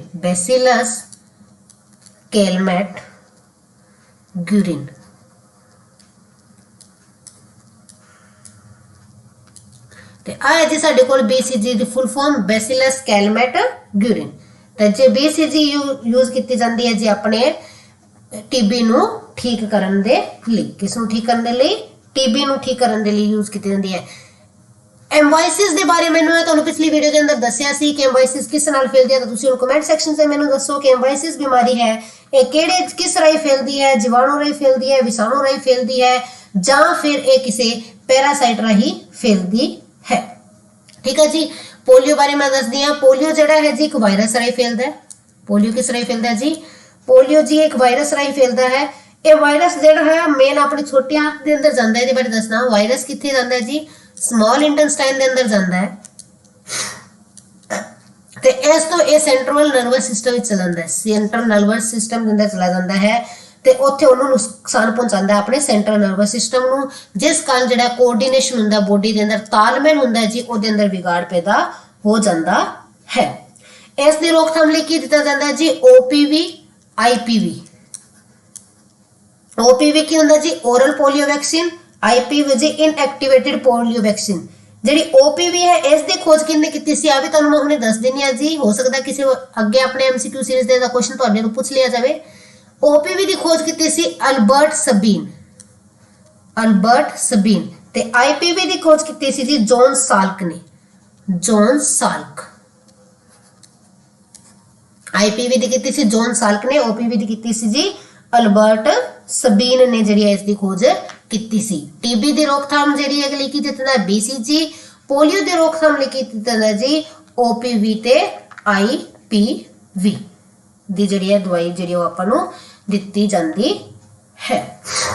आ सी जी अपना 10वां क्वेश्चन। वधदे अपने अगले क्वेश्चन वाल क्वेश्चन नंबर 11 कोक is made up of cork किस दा बनिया हुंदा है। क्वेश्चन है जी cork is made up of cork किस दा बनिया हुंदा है। Option A dead cell option B living cell option C both option D none. ਮ੍ਰਿਤ ਸੈੱਲਾਂ ਦਾ ਬਣਿਆ ਹੁੰਦਾ ਹੈ, ਜੀਵਿਤ ਸੈੱਲਾਂ ਦਾ ਬਣਿਆ ਹੁੰਦਾ ਹੈ, ਦੋਨਾਂ ਦਾ ਬਣਿਆ ਹੁੰਦਾ ਹੈ ਜਾਂ ਇਹਨਾਂ ਦੋਨਾਂ ਦਾ ਹੀ ਨਹੀਂ ਬਣਿਆ ਹੁੰਦਾ। ਕੋਰਕ ਦੀ ਗੱਲ ਤੋਂ ਯਾਦ ਆ ਗਿਆ ਹੋਵੇਗਾ, ਕੌਣ ਯਾਦ ਆਇਆ ਜੀ ਆਪਾਂ ਨੂੰ? ਰੋਬਰਟ ਹੁੱਕ ਯਾਦ ਆਏ ਨੇ, ਜਿਨ੍ਹਾਂ ਨੇ ਆਪਾਂ ਨੂੰ ਸੈੱਲ ਦੀ ਖੋਜ ਕਰਕੇ ਦਿੱਤੀ ਸੀ। ਸਭ ਤੋਂ ਪਹਿਲਾਂ ਜਿਨ੍ਹਾਂ ਨੇ ਸੈੱਲ ਤੋਂ ਜਾਣੂ ਕਰਾਇਆ ਸੀ ਜੀ, ਉਹ ਸੀ ਜੀ ਆਪਣੇ ਕੋਲ ਰੋਬਰਟ ਹੁੱਕ। ਰੋਬਰਟ ਹੁੱਕ ਨੇ ਜਿਹੜਾ ਆਪਾਂ ਨੂੰ ਸੈੱਲ ਬਾਰੇ ਦੱਸਿਆ ਸੀ। ਇਹਨਾਂ ਨੇ ਡੈਡ ਸੈੱਲ ਦੀ ਖੋਜ ਕੀਤੀ ਸੀ। ਕਿਹੜੀ ਈਅਰ 'ਚ ਕੀਤੀ ਸੀ ਆ ਵੀ ਤੁਹਾਨੂੰ ਦੱਸ ਦੇਣੇ ਆ ਜੀ, 1665 ਦੇ ਅੰਦਰ ਜਿਹੜੀ ਇਹਨਾਂ ਨੇ ਕੀਤੀ ਸੀ। ਤੇ ਇਹਨਾਂ ਦੀ ਬੁੱਕ ਕਿਹੜੀ ਸੀ ਜਿਸ ਦੇ ਅੰਦਰ ਇਹਨਾਂ ਨੇ ਆਪਦਾ ਕੰਮ ਦੱਸਿਆ ਸੀ? ਉਹ ਸੀ ਜੀ ਮਾਈਕਰੋਗ੍ਰਾਫੀਆ। ਮਾਈਕਰੋਗ੍ਰਾਫੀਆ ਇਹਨਾਂ ਦੀ ਬੁੱਕ ਹੈ ਜਿਸ ਦੇ ਅੰਦਰ ਇਹਨਾਂ ਨੇ ਆਪਣੀ ਡਿਸਕਵਰੀ ਬਾਰੇ ਦੱਸਿਆ ਸੀ। 1665 ਵਿੱਚ ਜਿਹੜੇ ਹੈ ਇਹਨਾਂ ਨੇ ਇੱਕ ਪੇੜ ਦਾ ਕੋਰਕ ਲਿਆ ਸੀ ਜਿਹਨੂੰ ਕਹਿੰਦੇ ਆ ਬਾਰਕ ਆਫ ਟਰੀ, ਕੋਰਕ ਸੈੱਲ ਤੇ ਜਿਹੜੀ ਇਹਨਾਂ ਨੇ ਖੋਜ ਕੀਤੀ ਸੀ। ਤੇ ਤੁਹਾਨੂੰ ਪਤਾ ਹੀ ਲੱਗਿਆ ਹੋਣਾ ਹੁਣ ਕੋਰਕ ਸੈੱਲ ਤੇ ਖੋਜ ਕੀਤੀ ਸੀ ਤੇ ਆਪਾਂ ਕਹਿੰਦੇ ਇਹਨਾਂ ਨੇ ਮ੍ਰਿਤ ਸੈੱਲ ਤੇ ਖੋਜ ਕੀਤੀ ਹੈ। ਜੇ ਮ੍ਰਿਤ ਸੈੱਲ ਤੇ ਕੀਤੀ ਹੈ ਤਾਂ ਫਿਰ ਜਿਹੜਾ ਕੋਰਕ ਕੀ ਹੋਏਗਾ ਜੀ? ਮ੍ਰਿਤ ਸੈੱਲਾਂ ਤੋਂ ਬਣਿਆ ਹੁੰਦਾ ਹੈ। ਉਵੇਂ ਕੋਰਕ ਕੀ ਹੈ? ਇੱਕ ਸੈੱਲ ਨਹੀਂ ਹੈ, ਕੋਰਕ ਸੈੱਲ ਦਾ ਪਾਰਟ ਨਹੀਂ ਹੁੰਦਾ ਜੀ। ਕੋਰਕ ਕੀ ਹੈ? ਇੱਕ ਟਿਸ਼ੂ ਹੈ। ਕੋਰਕ ਕੀ ਹੈ ਜੀ? ਇੱਕ ਆਪਣੇ ਕੋਲ ਟਿਸ਼ੂ ਹੈਗਾ ਹੈ। ਕਿਹੜਾ ਟਿਸ਼ੂ ਹੈ ਜੀ? ਆ ਪਲਾਂਟ ਦੇ ਅੰਦਰ ਪਾਇਆ ਜਾਂਦਾ ਹੈ, ਪਲਾਂਟ ਟਿਸ਼ੂ ਹੈ ਜੀ। ਪਲਾਂਟ ਦੇ ਅੰਦਰ ਕਿਹੜਾ ਟਿਸ਼ੂ ਹੈ ਜੀ? ਪ੍ਰੋਟੈਕਟਿਵ ਟਿਸ਼ੂ ਹੈ। ਕਿਹੜਾ ਟਿਸ਼ੂ ਹੈ? प्रोटेक्टिव टिश्यू जड़ा है हुंदा है। एक प्रोटेक्टिव टिश्यू हुंदा है, ठीक है जी। प्रोटेक्टिव टिश्यू हुंदा कौन है? कोर्क। जदों पौधा वड्डा हो जाता है, जदों पौधा वड्डा हो जाता है तो उसके बाहरी टिश्यू के अंदर काफी बदलाव आते हैं जिस कारण कोर्क बनता है। उस कारण की बनता है जी? कोर्क बनता है। तो इसके सैल की होंगे ने अपने को मृत होंगे ने। तो ऑप्शन नंबर ए जी है जी साडे कोल करैक्ट बनती है डेड सैल। 11th क्वेश्चन दी ऑप्शन नंबर ए जी साडे कोल सही है कि कोर्क जिहड़ा साडे कोल डेड सैल तो बनया हुंदा है। नेक्स्ट क्वेश्चन है जी अपने कोल question number 12। In the Thomson's model of atom which of following statement are correct? Thomson दे मॉडल विच इन्हां विचों किहड़े कथन सही हैं? ऑप्शन ए जी the mass of atom is assumed to be uniformly distributed over the atom. कहंदा ਜਿਹੜਾ ਮਾਸ ਹੈ ਐਟਮ ਦਾ ਉਹ ਪੂਰਾ ਐਟਮ ਦੇ ਅੰਦਰ ਜਿਹੜਾ ਹੈ ਮਾਸ ਜਿਹੜਾ ਸਾਰੇ ਪਾਸੇ ਯੂਨੀਫਾਰਮਲੀ ਡਿਸਟ੍ਰੀਬਿਊਟ ਹੁੰਦਾ ਹੈ, ਨਹੀਂ ਕਿ ਕਿੱਥੇ ਘੱਟ ਹੈ ਕਿੱਥੇ ਜ਼ਿਆਦਾ। Option B the positive charge is assumed to be uniformly distributed over the atom. ਕਹਿੰਦੇ ਜਿਹੜੇ ਪੋਜ਼ਿਟਿਵ ਚਾਰਜ ਹੈ ਉਹ ਐਟਮ ਦੇ ਅੰਦਰ ਯੂਨੀਫਾਰਮਲੀ ਉਹ ਵੀ ਸਮਾਨ ਰੂਪ ਨਾਲ ਜਿਹੜੇ ਹੈ ਡਿਸਟ੍ਰੀਬਿਊਟ ਕੀਤੇ ਹੁੰਦੇ ਹਨ। ਆਪਸ਼ਨ ਸੀ ਹੈ ਜੀ ਇਲੈਕਟ੍ਰੋਨ ਆਰ ਯੂਨੀਫਾਰਮਲੀ ਡਿਸਟ੍ਰੀਬਿਊਟਡ ਇਨ ਦੀ ਪੋਜ਼ਿਟਿਵ ਚਾਰਜ ਸਫੀਅਰ। ਕਹਿੰਦੇ ਜਿਹੜੇ ਇਲੈਕਟ੍ਰੋਨ ਹੈ ਉਹ ਜਿਹੜਾ ਧਨਾਤਮਕ ਚਾਰਜ ਵਾਲਾ ਸਫੀਅਰ ਹੈ ਉਸ ਦੇ ਅੰਦਰ ਉਹਨਾਂ ਨੂੰ ਵੀ ਯੂਨੀਫਾਰਮ ਸਮਾਨ ਤਰੀਕੇ ਨਾਲ ਜਿਹੜਾ ਹੈ ਡਿਸਟ੍ਰੀਬਿਊਟ ਕੀਤਾ ਗਿਆ ਹੁੰਦਾ ਹੈ। ਆਪਸ਼ਨ ਡੀ ਹੈ ਜਿਹਦੀ electron attract each other to stabilise atom. ਕਹਿੰਦੇ ਐਟਮ ਇਲੈਕਟ੍ਰੋਨ ਜਿਹੜੇ ਇੱਕ ਦੂਜੇ ਨੂੰ ਅਟਰੈਕਟ ਕਰਦੇ ਨੇ ਤਾਂ ਕਿ ਐਟਮ ਸਟੇਬਲਾਈਜ਼ ਹੋ ਸਕੇ, ਸਥਿਰ ਹੋ ਸਕੇ। ਪਹਿਲਾ ਕੀ ਕਹਿੰਦਾ ਹੈ? ਐਟਮ ਦੇ ਅੰਦਰ ਪਰਮਾਣੂ ਦੇ ਅੰਦਰ ਸਾਰਾ ਪੁੰਜ ਇੱਕੋ ਜਿਹਾ ਹੁੰਦਾ ਹੈ ਸਾਰੀ ਜਗ੍ਹਾ ਵਿੱਚ। ਦੂਜਾ ਕਹਿੰਦਾ ਜਿਹੜਾ ਧਨਾਤਮਕ ਚਾਰਜ ਹੈ ਉਹ ਪੂਰੀ ਤਰ੍ਹਾਂ ਸਾਰੇ ਪਰਮਾਣੂ ਵਿੱਚ ਫੈਲਿਆ ਹੁੰਦਾ ਹੈ ਸਮਾਨ ਰੂਪ ਨਾਲ। ਤੀਜਾ ਕਹਿੰਦਾ ਜਿਹੜਾ ਧਨਾਤਮਕ ਚਾਰਜ ਦਾ ਗੋਲਾ ਹੈ ਉਸ ਦੇ ਅੰਦਰ ਇਲੈਕਟ੍ਰੋਨ ਵੀ ਆਪਦੀ ਜਗ੍ਹਾ ਤੇ ਸਹੀ ਰੂਪ ਨਾਲ ਜੁੜੇ ਹੁੰਦੇ ਨੇ। ਤੇ ਥਾਮਸਨ ਨੇ ਸਭ ਤੋਂ ਪਹਿਲਾ ਐਟਮ ਦਾ ਮਾਡਲ ਦਿੱਤਾ ਸੀ ਜੀ। ਸਭ ਤੋਂ ਪਹਿਲਾ ਐਟਮ ਦਾ ਮਾਡਲ ਆਪਾਂ ਨੂੰ ਥਾਮਸਨ ਨੇ ਦਿੱਤਾ ਸੀ। ਫਸਟ ਐਟਮ ਦਾ ਮਾਡਲ ਕੀ ਕਿਹਾ ਸੀ? ਕਹਿੰਦੇ ਵਾਟਰਮੈਲਨ ਸਮਝ ਲਓ। ਵਾਟਰਮੈਲਨ ਮੰਨ ਲਓ ਐਟਮ ਹੈ, ਐਟਮ ਦੋਸਤ ਦਾ ਗੋਲਾ ਇੱਕ ਐਟਮ ਜਿਵੇਂ ਗੋਲਾ ਹੁੰਦਾ ਹੈ ਤੇ ਵਾਟਰਮੈਲਨ ਦਾ ਜਿਹੜਾ ਰੈੱਡ ਪਾਰਟ ਹੈ ਜੀ ਉਹ ਧਨਾਤਮਕ ਚਾਰਜ ਨੇ ਜਿਹੜੇ ਪੂਰੇ ਦੇ ਅੰਦਰ ਯੂਨੀਫਾਰਮਲੀ ਡਿਸਟ੍ਰੀਬਿਊਟਡ ਨੇ। ਜਿਹੜੇ ਇਲੈਕਟ੍ਰੋਨ ਨੇ ਜੀ ਉਹ ਵੀ ਇਹਦੇ ਅੰਦਰ ਜਿਹੜੇ ਬੀਜ ਹੈਗੇ ਹੈ ਉਹਨਾਂ ਨੂੰ ਯੂਨੀਫਾਰਮਲੀ ਐਮਿਟਡ ਕੀਤਾ ਗਿਆ, ਯੂਨੀਫਾਰਮਲੀ ਜਿਹੜਾ ਉਹਨਾਂ ਦੇ ਅੰਦਰ ਡਿਸਟ੍ਰੀਬਿਊਟ ਕੀਤਾ ਹੈ। ਤੇ ਇਹ ਕੀ ਨੇ ਜੀ? ਇਸ ਦੇ ਇਲੈਕਟ੍ਰੋਨ ਨੇ, ਨੈਗੇਟਿਵ ਚਾਰਜ ਨੇ। ਇਟ ਮੀਨਸ ਸੈਕੰਡ ਪੁਆਇੰਟ ਬਿਲਕੁਲ ਸਹੀ ਹੈ, ਥਰਡ ਵੀ ਸਹੀ ਹੈ। ਨਾਲੇ ਉਹਨੇ ਆਪਦੇ ਐਟਮ ਦੇ ਮਾਡਲ 'ਚ ਇਹ ਵੀ ਕਿਹਾ ਸੀ ਕਿ ਸਾਰੇ ਇਸ ਦੇ ਅੰਦਰ ਪੁੰਜ ਜਿਹੜਾ ਇੱਕੋ ਜਿਹਾ ਹੁੰਦਾ। ਵਾਟਰਮੈਲਨ ਦੇ ਕਹਿੰਦੇ ਸਾਰੇ ਦੇ ਅੰਦਰ ਜਿਹੜਾ ਮਾਸ ਹੈ ਉਹ ਯੂਨੀਫਾਰਮ ਹੁੰਦਾ ਹੈ। ਤੇ ਆਪਸ਼ਨ 1 ਵੀ ਉਸਨੇ ਆਪਦੇ ਮਾਡਲ ਦੇ ਅੰਦਰ ਕਹੀ ਸੀ, ਲੇਕਿਨ ਉਸਨੇ ਇਸ ਬਾਰੇ ਕੋਈ ਗੱਲ ਨਹੀਂ ਕੀਤੀ। ਥਾਮਸਨ ਨੇ ਕਦੇ ਵੀ ਨਹੀਂ ਕਿਹਾ ਕਿ ਇਲੈਕਟ੍ਰੋਨ ਅਟਰੈਕਟ ਕਰਦੇ ਨੇ ਜਾਂ ਨਹੀਂ ਕਰਦੇ। ਚੌਥਾ ਪੁਆਇੰਟ ਉਸਨੇ ਨਹੀਂ ਕਿਹਾ ਸੀ। ਤੇ ਉਸਦੇ ਪਹਿਲੇ ਤਿੰਨੋਂ ਕਥਨ ਜਿਹੜੇ ਹੈ ਥਾਮਸਨ ਦੇ ਮਾਡਲ ਨਾਲ ਰਿਲੇਟਡ ਨੇ। ਤਾਂ ਆਪਸ਼ਨ ਨੰਬਰ ਜਿਹੜੀ ਆਪਣੇ ਕੋਲ ਬਣਦੀ ਹੈ ਦੀ option number A, first, second and third. ਪਹਿਲਾ, ਦੂਜਾ ਤੇ ਤੀਜਾ ਜਿਹੜੇ ਕਥਨ ਇਸ ਦੇ ਸਹੀ ਹਨ। नेक्स्ट क्वेश्चन है जी 13th number, which of following is not a mixture. इन्हां विचों केड़ा मिश्रण नहीं है? इन्हां विचों केड़ा मिश्रण नहीं है? ऑप्शन ए है जी केरोसिन, ऑप्शन बी है air, option C alcohol, option D है पेट्रोल। देखो जी पहला आपां दस देंदे हां मिक्सचर किस नाल बनदे ने। मिक्सचर की हुंदे ने? मिश्रण, सॉरी मिश्रण जिहड़े है जी दो चीज़ां नाल, दो या दो तो वध, टू और मोर सबसटेंस नूं जोड़दे हां। जो दो तो वध सबसटेंस नूं आपां मिक्स करते हाँ नोट केमिकली, रसायनिकली नहीं, केमिकली नहीं करते, नॉर्मली उन्होंने कंबाइन करते हाँ। एवं नहीं कि जो उन्होंने कंबाइन किया तो एक थर्ड नया चीज जेडे अपने को पैदा होगी नवे गुणों वाली। कोई भी दो चीजों कंबाइन करिए, रसायनिकली नहीं केमिकली कंबाइन नहीं करना, नॉर्मली आपस से मिक्स करना है, जिन्हां अंदर कोई नवे गुण ना पैदा होण तो उसनूं कहंदे आ जी आपां मिक्सचर। की कहंदे आ जी मिश्रण। दो या दो तो वध चीजां नूं जदों बिना रसायनिक क्रिया दे मिलाया जाता है ताकि उन्हां विच कोई नवा गुण ना पैदा होवे, उसनूं कहंदे आ मिश्रण। ठीक है जी। ਇਹਦੇ ਅੰਦਰ ਜਿਹੜੇ ਆ ਆਪਾਂ ਇਹਨਾਂ ਦੀ ਸੈਪਰੇਸ਼ਨ ਵੀ ਸੌਖੀ ਹੁੰਦੀ ਹੈ, ਮਿਸ਼ਰਣ ਨੂੰ ਜਿਹੜੇ ਆਪਾਂ ਸੈਪਰੇਟ ਕਰ ਸਕਦੇ ਹਾਂ। ਤੇ ਮਿਸ਼ਰਣ ਸਾਡੇ ਕੋਲ ਦੋ ਤਰ੍ਹਾਂ ਦੇ ਹੁੰਦੇ ਨੇ ਜੀ, ਇੱਕ ਹੁੰਦਾ ਹੈਟਰੋਜੀਨੀਅਸ ਵਿਖਮ ਜਾਤੀ, ਦੂਜਾ ਹੁੰਦਾ ਹੋਮੋਜੀਨੀਅਸ ਸਮਜਾਤੀ।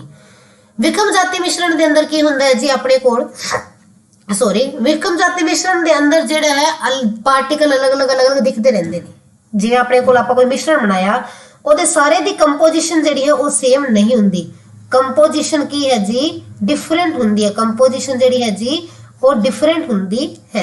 कंपोजिशन की है जी इसकी डिफरेंट होंगी है। होमोजीनियस के अंदर की है जी सारे दी जी कंपोजिशन है वो सेम होंगी है। होमोजीनियस की कंपोजिशन सेम होंगी है। फॉर एग्जांपल आप एक गिलास के अंदर पानी के अंदर चौक का पाउडर मिक्स किया, दूजे के अंदर चीनी मिक्स की चंगी तरह। हुण जिहड़ा चौक वाला पानी है वो अंदर किते चौक थले थले ज्यादा होएगा, ऊपर घट होएगा, लेकिन ਜਿਹੜਾ ਪਾਣੀ ਚੀਨੀ को लिया ਉਸ ਦੇ ਸਾਰੇ ਪਾਣੀ ਦੇ ਅੰਦਰ ਪ੍ਰੋਪਰ ਚੀਨੀ ਮਿਕਸ ਹੋਈ ਹੋਏਗੀ। ਤਾਂ ਆ ਕੀ ਹੈ ਜੀ ਚੀਨੀ ਦਾ ਘੋਲ ਜਿਹੜਾ ਆਪਣੇ ਕੋਲ ਹੋਮੋਜੀਨੀਅਸ ਹੈ, ਤੇ ਆ ਚੌਕ ਤੇ ਪਾਣੀ ਜਾਂ ਫਿਰ ਮਿੱਟੀ ਤੇ ਪਾਣੀ ਦਾ ਕਰੀਏ ਤਾਂ ਉਹ ਕੀ ਹੈ ਜੀ ਹੈਟਰੋਜੀਨੀਅਸ ਮਿਕਸਚਰ ਹੈ, ਵਿਖਮ ਜਾਤੀ।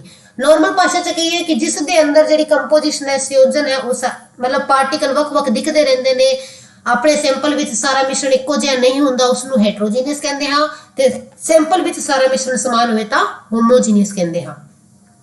ਤੇ ਇਹਨਾਂ ਵਿੱਚੋਂ ਕਿਹੜਾ ਮਿਸ਼ਰਣ ਨਹੀਂ ਹੈ? ਦੇਖੋ ਜੀ ਕੈਰੋਸਿਨ ਤਾਂ ਇੱਕ ਮਿਸ਼ਰਣ ਹੈ। ਕੈਰੋਸਿਨ ਜਿਹੜਾ ਕੀ ਹੈ ਜੀ ਮਿਸ਼ਰਣ ਹੈ ਹਾਈਡਰੋਕਾਰਬਨਸ ਦਾ। ਹਵਾ ਕੀ ਹੈ ਜੀ ਮਿਸ਼ਰਣ ਹੈ ਅਲੱਗ-ਅਲੱਗ ਗੈਸਿਸ ਦਾ। ਪੈਟਰੋਲ ਵੀ ਜੀ ਸਾਡੇ ਕੋਲ ਕਈ ਹਾਈਡਰੋਕਾਰਬਨਸ ਦਾ ਮਿਸ਼ਰਣ, ਲੇਕਿਨ ਜਿਹੜਾ ਅਲਕੋਹਲ ਹੈ ਆ ਸਾਡੇ ਕੋਲ ਕੀ ਹੈ ਜੀ ਕੰਪਾਊਂਡ ਹੈ, ਇੱਕ ਯੌਗਿਕ ਹੈ, ਕੰਪਾਊਂਡ ਹੈ, ਮਿਸ਼ਰਣ ਨਹੀਂ ਹੈ, ਕੰਪਾਊਂਡ ਹੈ। कंपाउंड किनू कहते हैं जी जो दो या दो तो वध एलीमेंट केमिकली आपस में मिलते हैं, रसायनिकली आपस में मिलकर एक नवा पदार्थ बनाते हैं, उन्होंने की कहते हैं जी आप कंपाउंड कहते हैं। टू दो या दो तो वध एलीमेंट आपस में मिलके कोई नवा पदार्थ बनाते हैं, उनकी कहते हैं कंपाउंड। तो अल्कोहल साडे कोल कंपाउंड है, मिश्रण नहीं है, तो ऑप्शन नंबर सी साडे कोल इसकी जी करेक्ट ऑप्शन बनती है। नेक्स्ट क्वेश्चन है जी question number 14, which of following can be used for denaturation of ethyl alcohol. इन्हां विचों किस नूं इथाइल अल्कोहल नूं डीनेचर करने लई वरतिया जांदा है? किस दी वरतों इथाइल अल्कोहल नूं डीनेचर करने लई कीती जांदी है? ऑप्शन ए जी मिथाइल अल्कोहल, ऑप्शन बी है जी पैराडीन, ऑप्शन सी है copper sulphate, option D all of above. ते याद रखियो जी डीनेचुरेशन तुहानूं मैं पिछे वीडियो च दस्सिया भी है, इथाइल अल्कोहल नूं क्यों करदे हां, किस लई करदे हां ते की हुंदा उस नाल। ਤੇ ਡੀਨੇਚਰ ਕਰਨ ਲਈ ਆਪਾਂ ਮਿਥਾਈਲ ਅਲਕੋਹਲ ਦੀ ਵੀ ਵਰਤੋਂ ਕਰਦੇ ਹਾਂ ਜੀ, ਪੈਰਾਡੀਨਸ ਦੀ ਵੀ ਕਰਦੇ ਹਾਂ ਜੀ, ਕਾਪਰ ਸਲਫੇਟ ਦੀ ਵੀ ਕਰਦੇ ਹਾਂ। ਤੇ ਇਸ ਦਾ ਕਰੈਕਟ ਆਪਸ਼ਨ ਹੈ ਸਾਡੇ ਕੋਲ ਆਲ ਆਫ ਦੀ ਅਬਵ। ਤਿੰਨੋਂ ਚੀਜ਼ਾਂ ਦੀ ਵਰਤੋਂ ਜਿਹੜੀ ਹੈ ਇਥਾਈਲ ਅਲਕੋਹਲ ਨੂੰ ਡੀਨੇਚਰ ਕਰਨ ਲਈ ਕੀਤੀ ਜਾਂਦੀ ਹੈ। ਇਥਾਈਲ ਅਲਕੋਹਲ ਦੇ ਡੀਨੇਚਰ ਲਈ ਇਹਨਾਂ ਤਿੰਨਾਂ ਦੀ ਵਰਤੋਂ ਆਪਣੇ ਕੋਲ ਜਿਹੜੀ ਹੈ ਜੀ ਕੀਤੀ ਜਾਂਦੀ ਹੈ। ਨੈਕਸਟ ਕੁਐਸਚਨ ਹੈ ਜੀ ਤੁਹਾਡੇ ਸਾਹਮਣੇ, The shape of the Earth's magnetic field resemble that of an imaginary। कहता अर्थ ਜਿਹੜਾ ਹੈ अर्थ ਧਰਤੀ ਜਿਹੜੀ ਹੈ ਨਾ ਇੱਕ ਚੁੰਬਕ ਦੀ ਤਰ੍ਹਾਂ ਬਿਹੇਵ ਕਰਦੀ ਹੈ। ਆ ਗੱਲ ਤੁਹਾਨੂੰ ਪਤਾ ਹੋਣਾ ਚਾਹੀਦੀ ਹੈ ਕਿ ਧਰਤੀ ਜਿਹੜੀ ਹੈ ਚੁੰਬਕ ਦੀ ਤਰ੍ਹਾਂ ਬਿਹੇਵ ਕਰਦੀ ਹੈ। ਕਿਵੇਂ ਪਤਾ ਲੱਗਿਆ ਚੁੰਬਕ ਦੀ ਤਰ੍ਹਾਂ ਬਿਹੇਵ ਕਰਦੀ ਹੈ? ਦੇਖੋ ਜਦੋਂ ਆਪਾਂ ਛੜ ਚੁੰਬਕ ਨੂੰ ਲਟਕਾਉਂਦੇ ਆ ਤਾਂ ਹਮੇਸ਼ਾ ਉਹ ਨਾਰਥ ਸਾਊਥ ਵੱਲ ਡਾਇਰੈਕਸ਼ਨ ਵੱਲ ਜਿਹੜਾ ਹੈ ਆਪਣੇ ਕੋਲ ਆ ਕੇ ਖੜਦਾ ਹੈ। ਇਟ ਮੀਨਸ कि धरती के अंदर चुंबकता के गुण है, जिस कारण हमेशा ही बाहर चुंबक नॉर्थ टू साउथ जिहड़ा है खड़ता है। ठीक है जी, इस कारण जिहड़ा है कि आपां नूं पता लग्या कि जिहड़ा चुंबक है वो नॉर्थ टू साउथ खड़ता है। इसका रीजन है कि धरती के अंदर भी चुंबकी गुण हैं। तो कहना जिहड़ा अर्थ का चुंबकी खेत्र है वो किस तरह का किहड़ी तरह के चुंबक की बारे गल करता है, तो वह करता है जी छड़ चुंबक की तरह बिहेव करता है, बार मैगनेट की तरह करता है, छड़ चुंबक की तरह। ਤੇ ਇੱਕ ਗੱਲ ਨੋਟ ਜ਼ਰੂਰ ਕਰ ਲਿਓ, ਆ ਪੇਪਰ 'ਚ ਕੁਐਸਚਨ ਵੀ ਪੁੱਛਿਆ ਜਾ ਸਕਦਾ ਹੈ ਤੁਹਾਡੇ ਤੋਂ ਕਿ ਜਿਹੜਾ ਧਰਤੀ ਦਾ ਦੱਖਣੀ ਧੁਰ ਹੈ, ਧਰਤੀ ਦੀ ਚੁੰਬਕ ਦਾ ਜਿਹੜਾ ਆਪਾਂ ਮੰਨਦੇ ਹਾਂ, ਦੇਖੋ ਅਰਥ ਦੇ ਮੈਗਨੈਟਿਕ ਫੀਲਡ ਦਾ ਨਾਰਥ ਜਿਹੜਾ ਧੁਰ ਹੈ, ਨਾਰਥ ਪੁਆਇੰਟ ਹੈ, ਉਹ ਜੀਓਗ੍ਰਾਫਿਕਲੀ ਸਾਊਥ ਵੱਲ ਹੁੰਦਾ ਹੈ। ਉਹ ਜਿਹੜਾ ਹੈ ਜੀਓਗ੍ਰਾਫਿਕਲੀ ਸਾਊਥ ਵੱਲ ਹੁੰਦਾ, ਉਲਟਾ ਹੁੰਦਾ ਹੈ। ਕਿਵੇਂ ਪਤਾ ਚੱਲਿਆ ਉਲਟਾ ਹੁੰਦਾ ਹੈ? ਕਿਉਂਕਿ ਚੁੰਬਕ ਦੇ ਆਪੋਜ਼ਿਟ ਜਿਹੜੇ ਧੁਰੇ ਇੱਕ ਦੂਜੇ ਨੂੰ ਅਟਰੈਕਟ ਕਰਦੇ ਤੇ ਸੇਮ ਰਿਪਲਸ ਕਰਦੇ ਹੈ। ਤਾਂ ਧਰਤੀ ਦਾ ਜਿਹੜਾ ਇਮੇਜਨਰੀ ਨਾਰਥ ਪੋਲ ਹੈ ਉਹ ਕਿਸ ਵੱਲ ਕਰਦਾ ਹੈ? ਉਹ ਜੀਓਗ੍ਰਾਫਿਕਲ ਸਾਊਥ ਵੱਲ ਹੁੰਦਾ ਹੈ, ਜਿਸ ਕਾਰਨ ਸਾਊਥ ਵੱਲ ਸਾਊਥ ਪੋਲ ਖੜਦਾ ਹੈ ਚੁੰਬਕ ਦਾ ਤੇ ਨਾਰਥ ਵੱਲ ਨਾਰਥ ਪੋਲ ਖੜਦਾ ਹੈ। ਤੇ ਯਾਦ ਰੱਖਿਓ, ਜੇ ਪੁੱਛ ਲਿਆ ਜਾਵੇ earth magnet north pole point toward, north pole किस पर पॉइंट करेगा? साउथ वल करेगा। ते साउथ पोल किस वल करेगा जी? नॉर्थ वल करेगा। उल्टा हुंदा है जी अर्थ दे मैग्नेट दा, नॉर्थ वल करदा है साउथ ते साउथ वल करदा है नॉर्थ। वधदे आं दे नेक्स्ट क्वेश्चन वल, question number 16। Consider two statement, दो स्टेटमेंट दित्तियां ने। पहली है जी real image is always inverted, असल इमेज ਜਿਹੜੀ ਹਮੇਸ਼ਾ ਇਨਵਰਟਡ ਹੁੰਦੀ ਹੈ। ਅਸਲ ਇਮੇਜ ਕੀ ਹੈ ਜੀ? ਹਮੇਸ਼ਾ ਇਨਵਰਟਡ ਹੁੰਦੀ ਹੈ। ਦੂਜੇ ਹੈ ਜੀ ਵਰਚੁਅਲ ਇਮੇਜ ਇਜ਼ ਆਲਵੇਜ਼ ਇਰੈਕਟ, ਜਿਹੜੀ ਵਰਚੁਅਲ ਇਮੇਜ ਹੁੰਦੀ ਹੈ ਜੀ ਉਹ ਹਮੇਸ਼ਾ ਇਰੈਕਟ ਹੁੰਦੀ ਹੈ। ਆਪਸ਼ਨ ਏ ਕੀ ਹੁੰਦਾ ਹੈ? ਰੀਅਲ ਇਮੇਜ ਹਮੇਸ਼ਾ ਇਨਵਰਟਡ ਹੁੰਦੀ ਹੈ ਤੇ ਵਰਚੁਅਲ ਇਮੇਜ ਹਮੇਸ਼ਾ ਜਿਹੜੀ ਹੈ ਇਰੈਕਟ ਹੁੰਦੀ ਹੈ। ਇਹਨਾਂ ਵਿੱਚੋਂ ਕਿਹੜਾ ਕਥਨ ਜਿਹੜਾ ਹੈ ਸਹੀ ਹੈ? ਪੰਜਾਬੀ ਦੱਸ ਦਿੰਦੇ ਹਾਂ ਜੀ ਤੁਹਾਨੂੰ। ਅਸਲ ਪ੍ਰਤੀਬਿੰਬ ਹਮੇਸ਼ਾ ਇਨਵਰਟਡ ਪੁੱਠਾ ਹੁੰਦਾ ਹੈ ਤੇ ਆਭਾਸੀ ਪ੍ਰਤੀਬਿੰਬ ਹਮੇਸ਼ਾ ਸਿੱਧਾ ਹੁੰਦਾ ਹੈ। ਤੇ ਇਹ ਜੇ ਆਪਣੇ ਕੋਲ ਦੋਨੋਂ ਕਥਨ ਹੀ ਬਿਲਕੁਲ ਸਹੀ ਹਨ। ਹਮੇਸ਼ਾ ਜਿਹੜੀ ਹੈ ਅਸਲ ਇਮੇਜ ਹੈ ਬਣਦੀ ਹੈ ਉਹ ਹਮੇਸ਼ਾ ਹੀ ਇਨਵਰਟਡ ਹੁੰਦੀ ਹੈ, ਪੁੱਠੀ ਹੁੰਦੀ ਹੈ, ਉਲਟੀ ਹੁੰਦੀ ਹੈ ਜੀ, ਠੀਕ ਹੈ। ਤੇ ਜਿਹੜੀ ਆਭਾਸੀ ਹੈ ਉਹ ਹਮੇਸ਼ਾ ਸਿੱਧੀ ਹੁੰਦੀ ਹੈ। ਤਾਂ both A and B are correct. ਦੇਖੋ ਰੀਅਲ ਇਮੇਜ ਕਿਵੇਂ ਬਣਦੀ ਹੈ? ਆਪਾਂ ਸ਼ੀਸ਼ੇ 'ਚ ਫੋਟੋ ਦੇਖਦੇ ਹਾਂ, ਰੀਅਲ ਹੁੰਦੀ ਹੈ ਕਿ ਇਮੇਜਨਰੀ ਹੁੰਦੀ ਹੈ? ਕਮੈਂਟ ਸੈਕਸ਼ਨ 'ਚ ਜ਼ਰੂਰ ਦੱਸਿਓ। ਰੀਅਲ ਇਮੇਜ ਜਿਹੜੀ ਹੈ ਨਾ ਉਹ ਐਗਜ਼ਿਸਟ ਕਰਦੀ ਹੈ ਆਊਟਸਾਈਡ, ਮਿਰਰ ਦੇ ਬਾਹਰ, ਆਊਟਸਾਈਡ ਮਿਰਰ।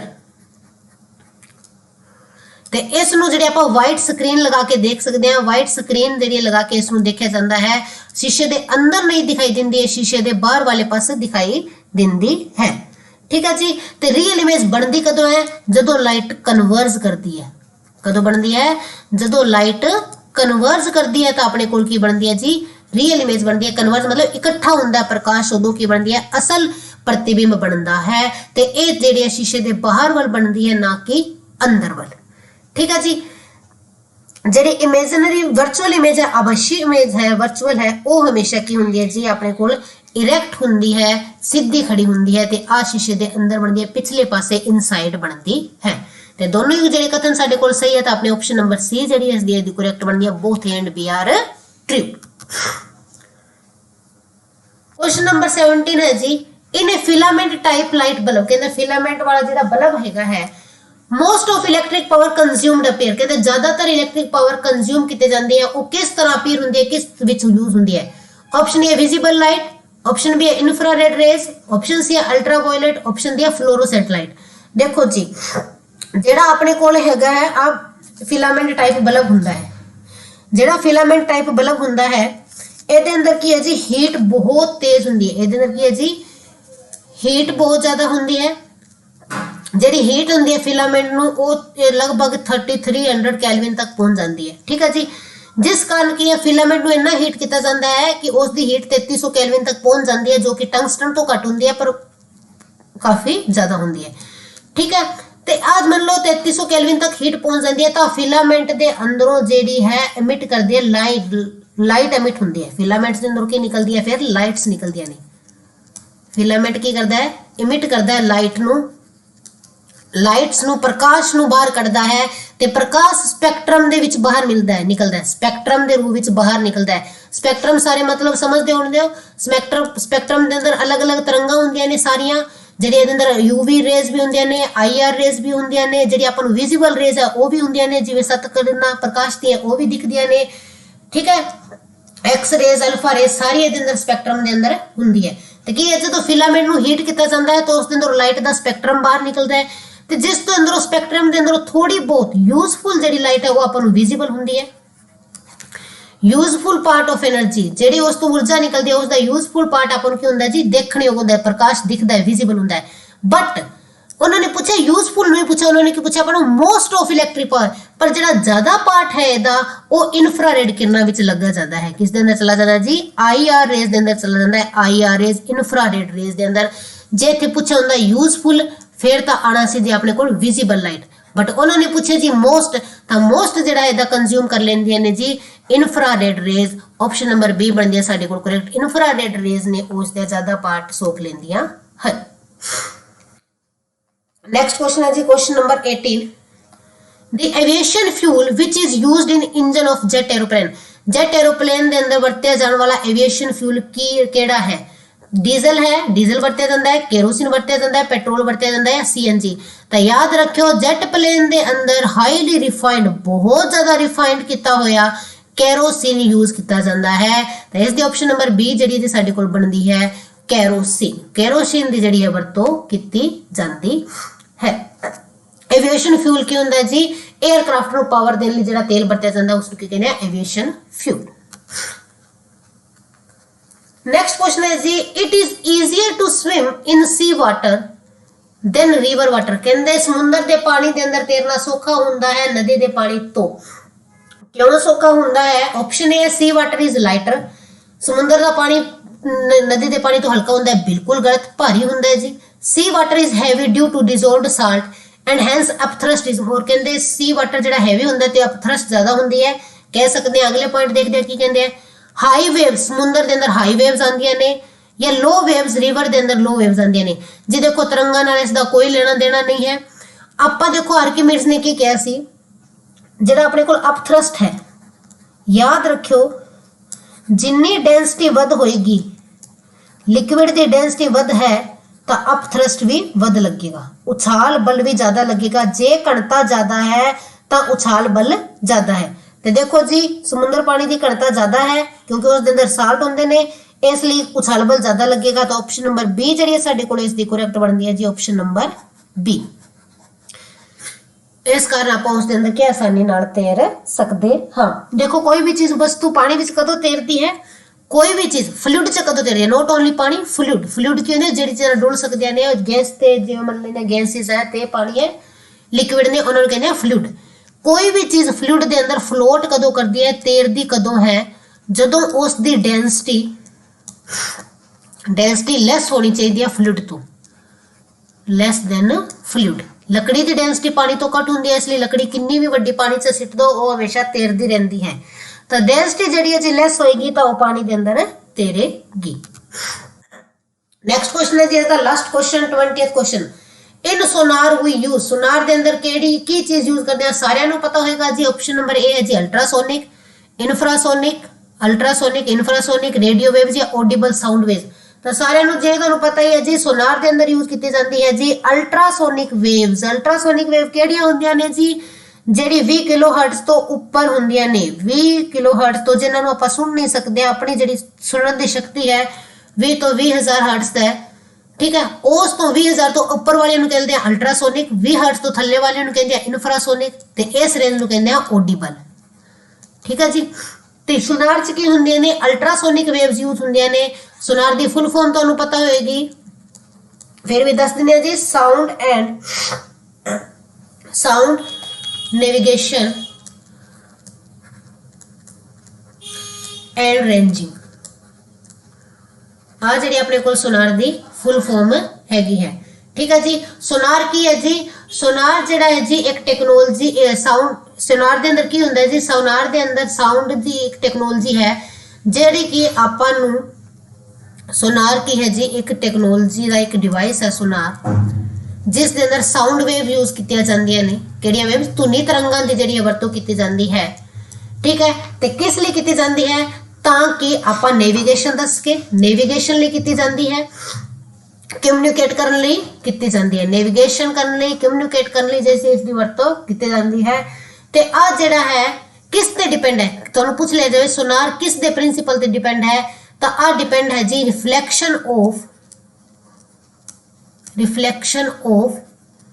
अल्ट्रासोनिक वेव्स की है जी। सोनार जिहड़ा है अल्ट्रासोनिक वेव दे रिफ्लैक्शन ते डिपेंड हुंदा है। किस ते डिपेंड है जी? अल्ट्रासोनिक वेव दे रिफ्लैक्शन ते डिपेंड है।